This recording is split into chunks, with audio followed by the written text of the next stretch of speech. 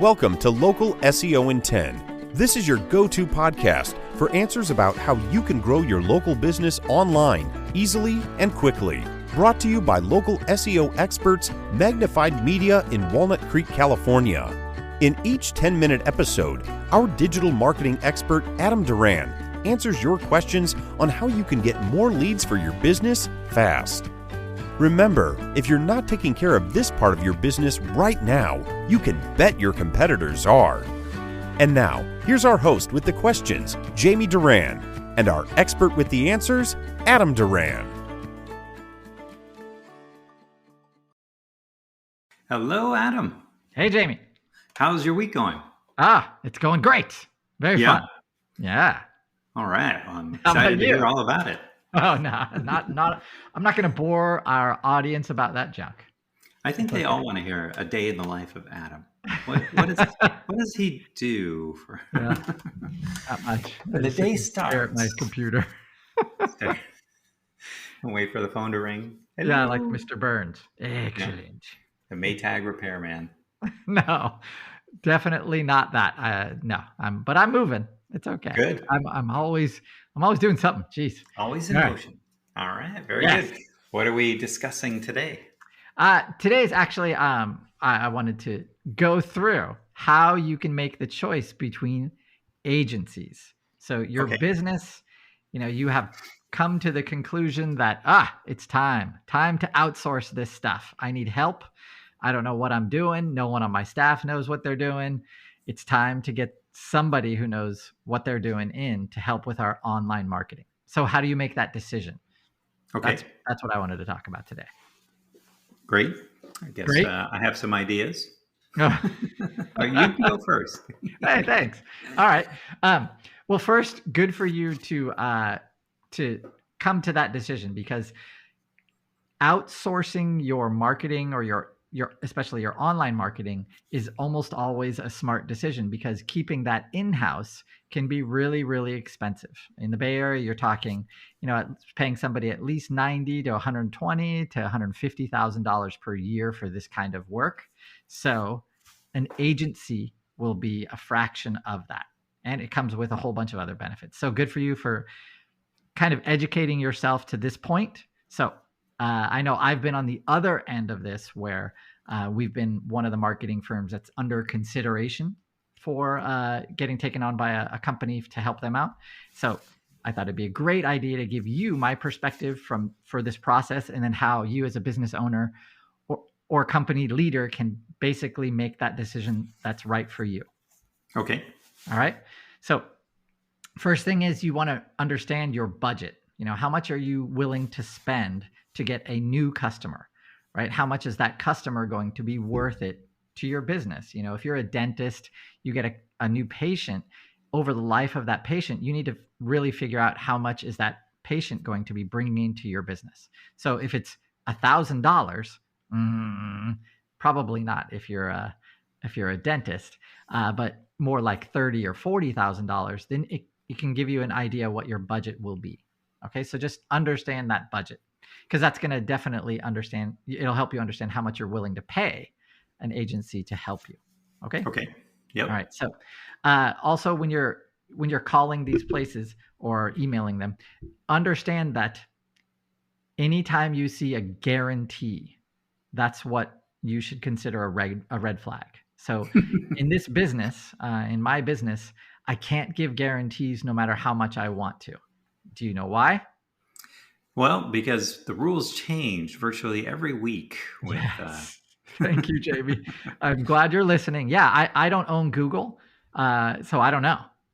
Stuff that works on Facebook for advertising or on Google right now, tomorrow it could not work. I mean, it can be like that. So, you're paying this agency to stay on top of those trends, to know what has worked in the past and in their best estimation will work in the future. That's what you're paying for them for. Okay.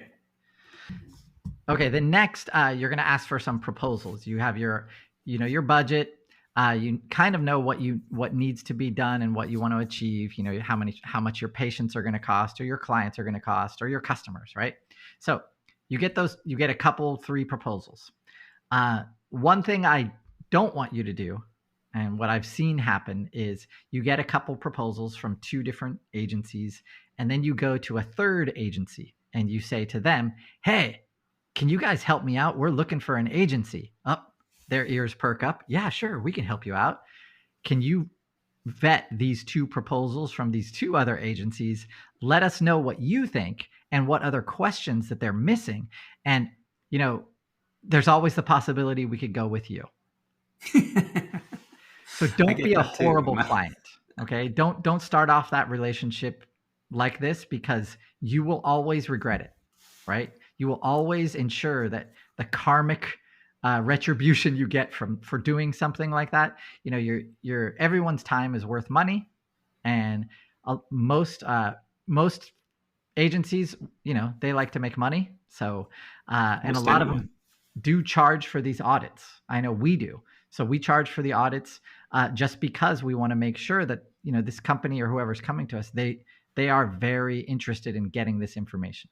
So but yeah, I've seen that happen where and then that third agency is like, I guess we can help, but everything you're giving us says, this is confidential.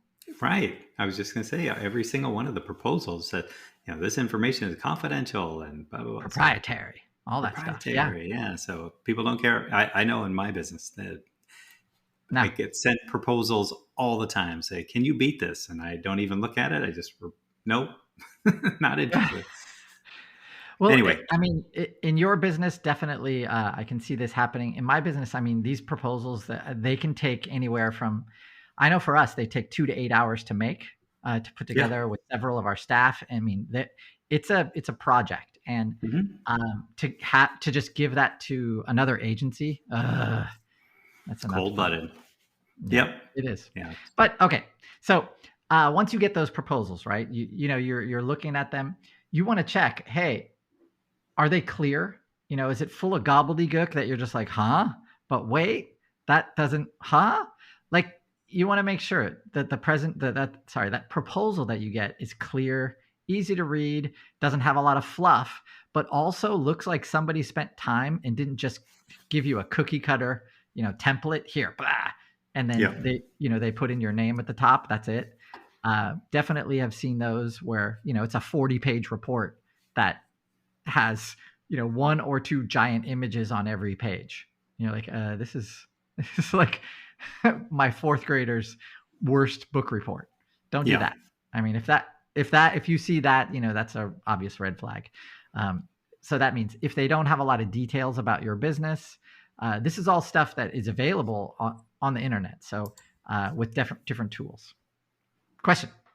Yeah. Do you ever, and I haven't tried this, but I've always been tempted to put a paragraph in there that says, if anyone is reading this and can let me know that they read this, I will take $1,000 off of the proposal.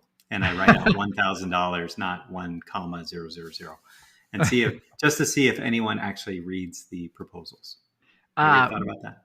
We have not, because we do make sure that our audits, our reports are really clear, and that's because I know they're great for you, but I always just wonder, when people get the proposals, they just skip right to the bottom line, and they just read the price, and then they make their decision. But that's why I always thought it'd be funny I'll take $1,000 off if you even read this. You just said it takes 2 to 8 hours. So that's a lot of information in there. And most people, unfortunately, because they're busy too, just don't spend the time on it. Well, we also spend time going through that report with that client. So answering any of their questions, and then just going through and, why is this important? Why is this important? Why is this important? Why you should worry about this? How this is wrong? How this is right? That kind of stuff. So we definitely sit down with the client on Zoom and then go through it with them. So I have not done that. To answer your question. Just wondering. All right. So you definitely want to check out those companies, those marketing agencies, their website, right? You want to make sure that they're doing the same thing that they want to do for you. That, they're walking the talk, right? Their website is not just one page on the internet. Their webpage is extensive. Their site is extensive. I'm sorry. So they have a a large presence on the internet, making sure that, you're able to find out more about them. You've checked out their reviews. If they don't have reviews, then how can they be credible? Right. Sure. So also, if all of their reviews are from India or Indian names, that's a red flag, right? You want to make sure that you kind of, anything that these, that your antenna goes up, you want to really, really pay attention to that, because if they're that bad for their company, then how can they be good for your company? So that is, people do. I've heard agency owners just say, "Hey, we're too busy. We're too busy with client stuff." And I just hear the word busy and I erase that and say lazy. You're just too lazy to do it. I task people within our company to do this. So that way we are all working on Magnified Media stuff as well, not just our client stuff. It's just so important. So walking that talk. Next thing is my favorite though, real quick, is when, especially if they're any company to do with the internet and their email address is Gmail. Yes, that's another red flag. So next one, you're just going to ask who you're going to be dealing with. Is it going to be, Debbie, who just graduated last year and she's 23, or, are you going to be dealing with an experienced person? That's really important too. So asking them how they're going to be developing a marketing strategy that is custom to your business, really important. Obviously ask about their experience. And then finally, you want to just be kind of checking the vibe, right? Does the person you're talking to actually believe in this? Are they passionate about this? Do they want to work with you? Do they want to be part of growing your business? If it's kind of like, you don't get that feeling, it's just a job, or you're going to be here. If they're not happy and enthusiastic, then that should be something you should, definitely note and take it under advisement, right? So just understand that that's the kind of passion they're going to bring to your business. And do you want that, government burger kind of passion, or do you want the In-N-Out burger passion? Neither one, but it's. I like the In-N-Out burger passion. All right, habit is the killer. They're okay too. All right, so that's all I got, Jamie, for this one. All right, well, that is really, really good information, and I guess you could apply that to pretty much any company you're going to be working with. So, but yeah, I definitely think checking the reviews. What are their clients saying about them? But if they're marketing agency, hopefully they have good reviews. So finding independent reviews be pretty key. And then who referred you to them anyway? Is that person getting good results, and would they recommend it? So those are all very, very big.